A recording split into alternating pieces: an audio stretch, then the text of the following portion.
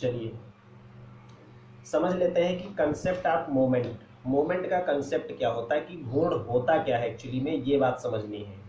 तो इसमें सिंपल सा है कि जो बल है, कहीं पर भी बल लगाओगे तो बल दो प्रकार के गति पैदा कर देता है, या तो लीनियर मोशन यानी कि रेखीय गति, और या तो फिर घुमाने वाली गति यानी रोटेटरी मोशन पैदा कर देता है, घूर्णन गति पैदा कर देता है। दो ही काम बल, ये दो काम बल कर देता है। ठीक है, कब?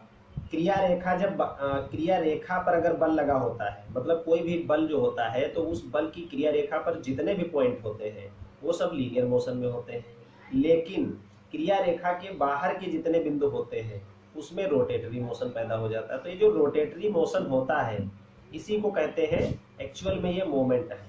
ठीक, रोटेटरी मोशन पैदा यानी कि बल की रोटेटरी मोशन पैदा करने की जो कैपेसिटी होती है उसे ही कहते हैं मोमेंट। या समझ लो, यूं समझ लो कि मोमेंट बल की रोटेटरी मोशन पैदा करने की एक राशि होती है, उसे ही कहते हैं क्या है, मोमेंट कहते हैं। इसको प्रैक्टिकली समझ लेते हैं इस एग्जांपल से। ये कोई झूला होता है, जैसे कि बच्चों का जो प्राइमरी क्लासेस के स्टूडेंट होते हैं उसमें देखो ऐसे झूला लगा रहता है। यहाँ पर एक बच्चा ये है, एक बच्चा ये, एक बच्चा ये। तो अगर मान लीजिए इस बच्चे का भार ज्यादा है, मान लीजिए इस बच्चे का भार मान लीजिए 30 किलोग्राम है और इसका कम है, तो देखो ये बच्चा जो है ऊपर उठ जाएगा। तो जरा इसको गौर से देखोगे तो ये पहले रेखा जब ये बिल्कुल दोनों बराबर में होती है तो ये रेखा ये ऐसे होती है, एकदम सीधी रेखा होती है, लेकिन अब ये क्या है, ये नीचे आ गया है। तो ये बच्चा जो है इस जगह से इस जगह आ गया है। मतलब क्या निकल रहा है कि ये इतना लीनियर मोशन है, इतना क्या है, लीनियर मोशन है। ठीक है, क्योंकि रेखीय गति इस पॉइंट से इस पॉइंट पर आ गया, रेखा में पॉइंट आ गया, राइट। लेकिन क्यों? क्योंकि जो ये पॉइंट है, ये वाला पॉइंट, ये देखो बल की क्रिया रेखा पर ही स्थित है।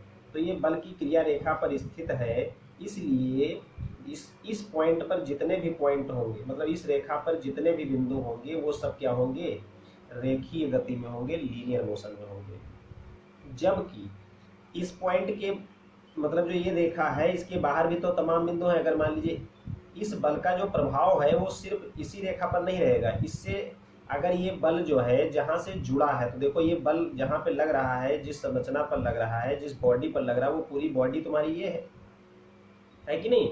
तो इस बॉडी के हर पॉइंट पर ये प्रभाव उत्पन्न करेगा, हर जगह पर प्रभाव उत्पन्न करेगा। ऐसा नहीं है कि सिर्फ इसी प्रभाव उत्पन्न करेगा, तो हर जगह पे प्रभाव उत्पन्न करेगा। तो चूंकि ये जो पॉइंट्स हमने बना दिए हैं इस तरीके से, ये सारे पॉइंट्स क्या हैं, बल की क्रिया रेखा के बाहर हैं। तो बल की क्रिया रेखा के बाहर होंगे जितने भी पॉइंट, इन पॉइंट पे पैदा होगी कौन सा प्रभाव पैदा करेगा, रोटेटरी मोशन का प्रभाव पैदा करेगा।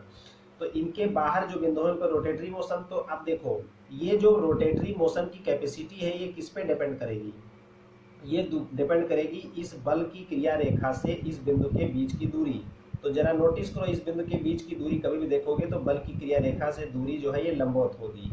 यही तुम्हारा जो दूरी लंबवत दूरी है, इसको अगर इस बल से गुणा कर दिया जाए तो इसी को कहते हैं मोमेंट कहते हैं, यानी कि घूर्ण कहते हैं। तो घूर्ण का एक्चुअल प्रभाव होता है घुमाना। तो moment equal to force into perpendicular distance, और इसकी यूनिट की बात करोगे तो फोर्स की यूनिट न्यूटन और डिस्टेंस की यूनिट मीटर, यानी कि न्यूटन मीटर। यही आपका है कंसेप्ट ऑफ मोमेंट।